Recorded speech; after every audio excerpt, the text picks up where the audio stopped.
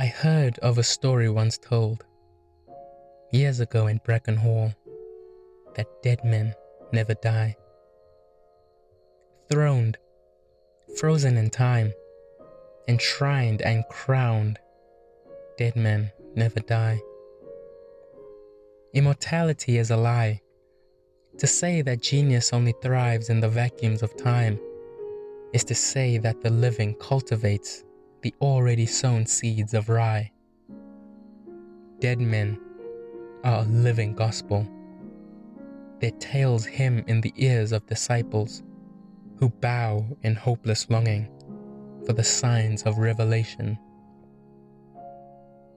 Dead men cry pearls and swim in lakes of fortune, their foundations expansive while we stack upon ribbons, inching toward near barren means.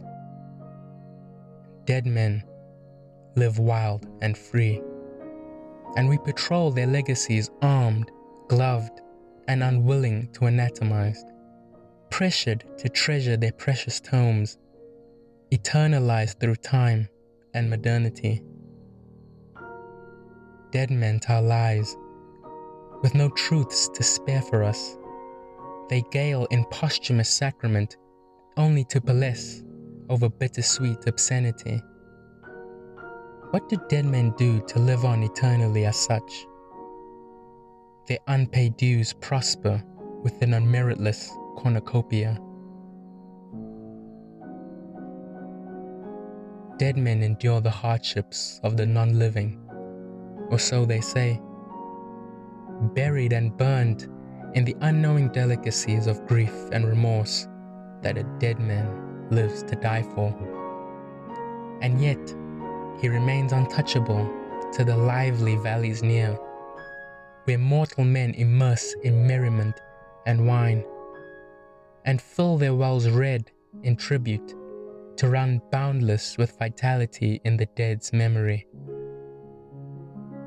But as these rivers run dry and dusk creeps by, the drunkard's euphoria dies, knowing the wake had passed its morning rise. The dead men cry tears, unheard and unseen. Neglect rains down and is met with malevolent fear.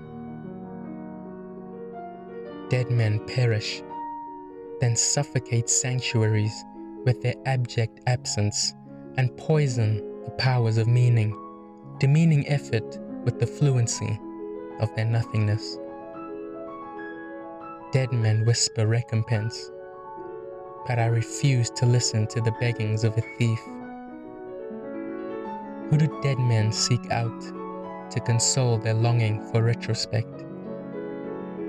And while neon lights shine upon the new night, the shadow of melancholy finally dispels under these holy lights of the pub hotel. I heard of a story once told, years ago in Bracken Hall, under her spired crystal panes, lighting the way and reach for the triumphs of heaven, to usher in her disciples in tale and artistry along her choirs in rhapsody, for those of divinity to welcome the apostles who rest beneath her sacred maples for time immemorial. Meantime, her foundations open to mourn in unison and unearth the saints and disciples whom among my grandsire is laid to rest under those historic floors. A dead man whom I've never met, yet from birth to death I've heard of every detailed breath, of his unrivaled excellence and display of unparalleled might to his being. First of his name, and it's echoed in an unending fame. This dead man's name, which I carry as my own, in pilgrimage to the polished tombstone, and on sight seen, I quiver in envy, bereft in pity, as I gaze upon my name carved in a marble, reserved for the most exemplary upon death, I weep in surrender, for no effort of mine will garner a reverence free from his name.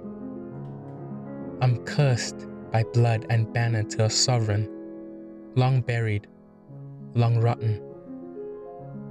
May this dead man forever die, and hail peace upon I.